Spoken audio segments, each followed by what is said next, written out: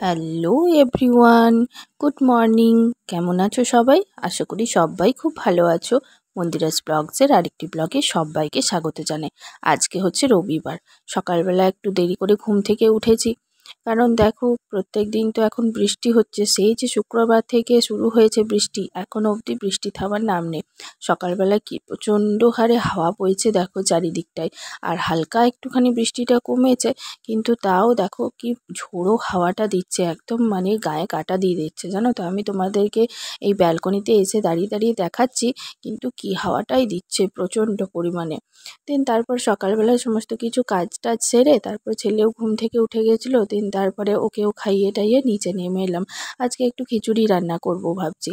তো এত বৃষ্টি হচ্ছে, তাই কালকে যেহেতু শনিবার ছিল সেই জন্য তোমার করা হয়নি, কারণ আমার শ্বশুরমশাই তো রোজই পুজো করেন। তো মানে শনিবারে, প্রত্যেক শনিবারে শনি মহারাজের পুজো করেন। তো সেই জন্য শ্বশুরমশাই যেহেতু খাবেন না, মানে উপোস থাকেন, সেই রাত্রেবেলায় পুজো হয়। তো সেই কারণে সেদিন করিনি। তো আজকেও এরকম বৃষ্টির ওয়েদার, খিচুড়ি না হলে ঠিক জমছে না, জানো তো। এই বৃষ্টির ওয়েদারে খিচুড়ি একদম মাস্ট হওয়া চাই। তো তাই আমি নিচে নেমে এলাম। এদিকে একটুখানি করে নেব, তোমার পেঁয়াজ টমেটোগুলো কেটে নিয়েছি। আর ওইদিকে তোমার একটুখানি ফোড়ন দিয়ে বসিয়ে দিলাম। আজকে একটুখানি, যেহেতু আজকে রবিবার আমাদের বাড়িতে আঁশ হয়, সেই জন্য পেঁয়াজ টমেটো এসব দিয়ে, তারপর তোমার ডিম আছে, এসব দিয়ে করা যাবে বেশ ভালো করে খিচুড়িটা। আর বাড়িতে বাদামগুলো ছিল, অনেক দিন হয়ে গেছিলো, সেই জন্য একটুখানি বাদামগুলো ভালো করে ঝেড়ে নিলাম, ঝেড়ে তারপরে দিয়ে দিলাম।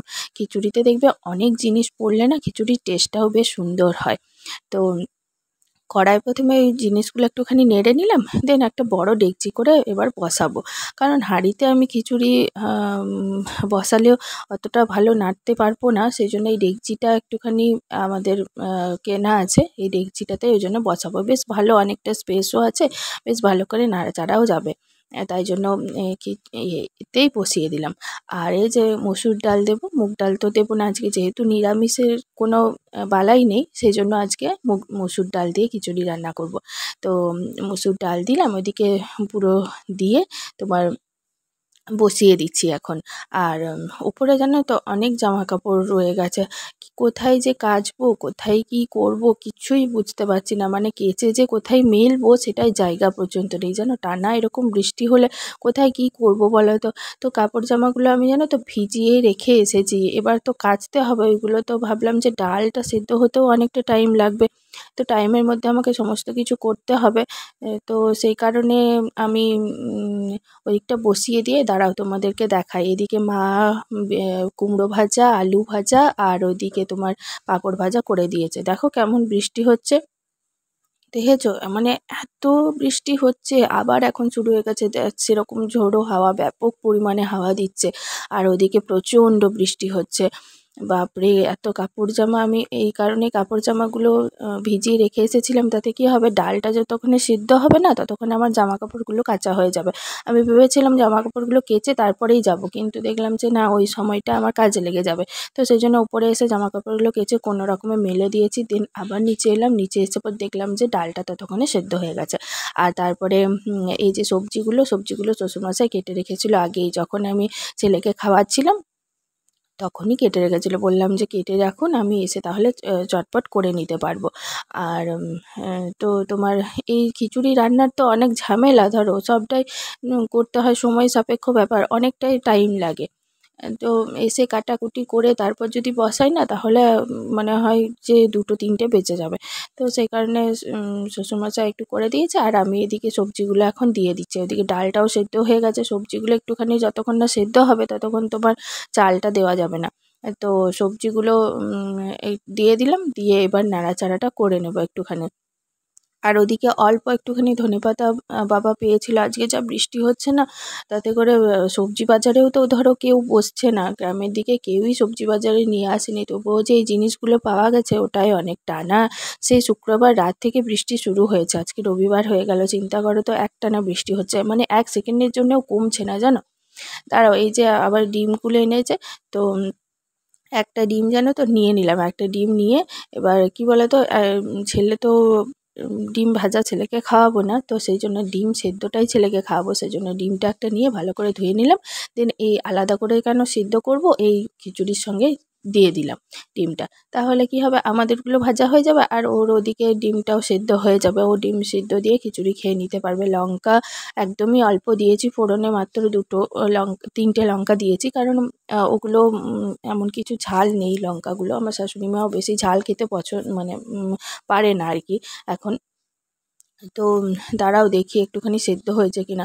সেদ্ধ হয়েই গেছে জানো তো, অনেকটাই বেশ সেদ্ধ হয়ে গেছে। এই সবজিগুলো মানে পেঁপেটা গাজরটা ওটা সেদ্ধ হতে অনেকটা টাইম লাগে, তো তো দেখলাম যে হয়ে গেছে। তারপরে আমি চালগুলো দিয়ে দিচ্ছি এখন। এটা হচ্ছে তোমার আতপ চাল, গোবিন্দভোগ চালও আছে, একটুখানি বেশ ভালো গন্ধ ছাড়বে গোবিন্দভোগ চাল দিলে।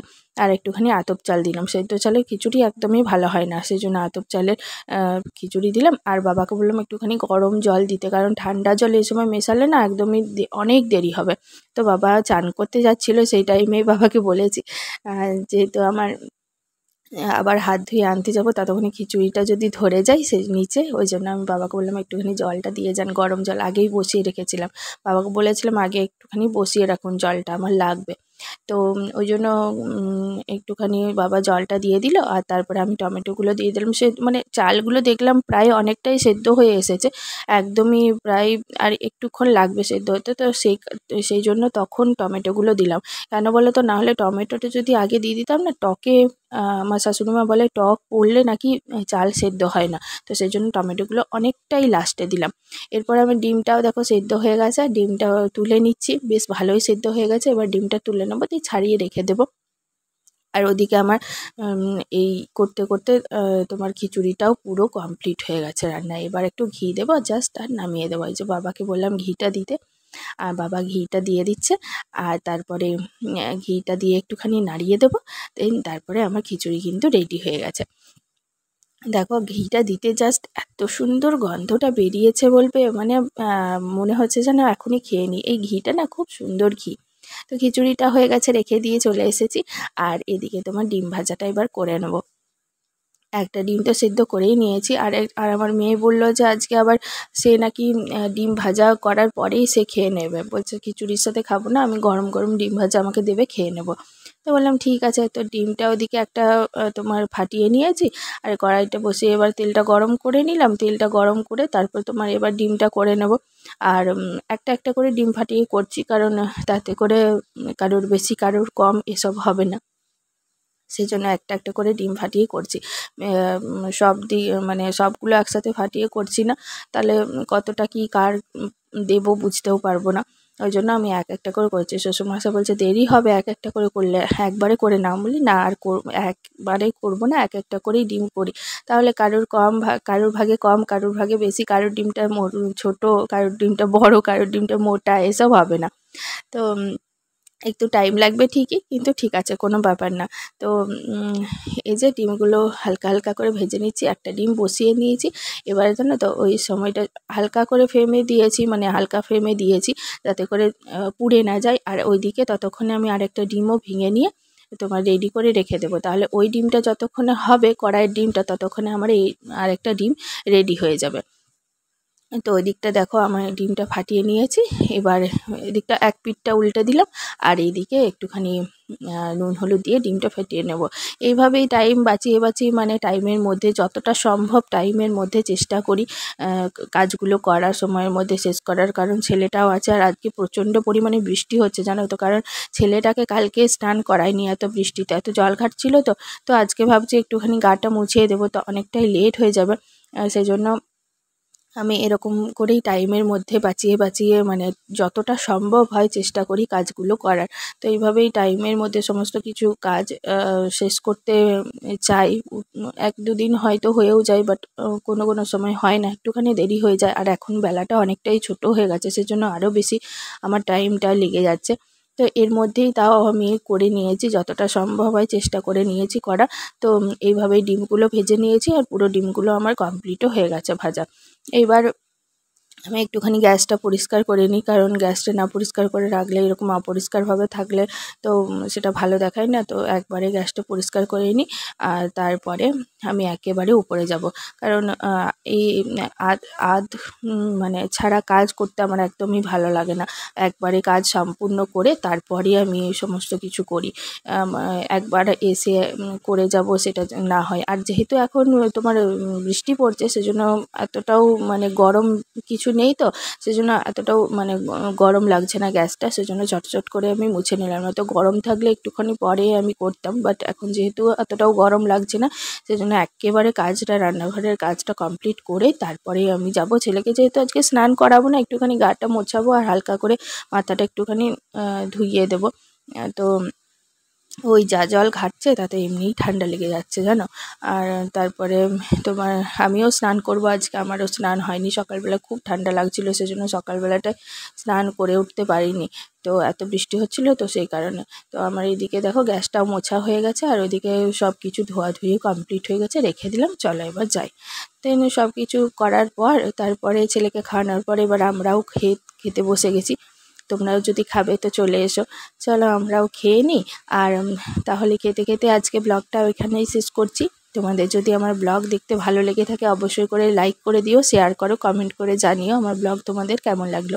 চ্যানেলে যারা নতুন আছো তারা প্লিজ চ্যানেলটিকে সাবস্ক্রাইব করে দিও, আমার পাশে থেকেও পাশে থাকা বেল আইকন অবশ্যই করে ক্লিক করে রেখো, যাতে নোটিফিকেশান তোমাদের কাছে পৌঁছে যায়। আর আমার এই ভিডিও যারা ফেসবুকে দেখছো তারা প্লিজ আমার ফেসবুক পেজটাকেও ফলো করে দিও। তো চলো আজকের মতো এই পর্যন্তই। তোমাদের সাথে দেখা হচ্ছে আবার একটি নতুন ব্লগের সাথে। ততক্ষণের জন্য তোমরা ভালো থেকো, সুস্থ থেকো, পরিবারের সকলকে ভালো রেখো। আর আমার ব্লগটি কেমন লাগলো সেটি অবশ্যই করে জানিও কমেন্ট করে। ভালো লাগলে একটা লাইক করে দিও। চলো টাটা, বাই বাই।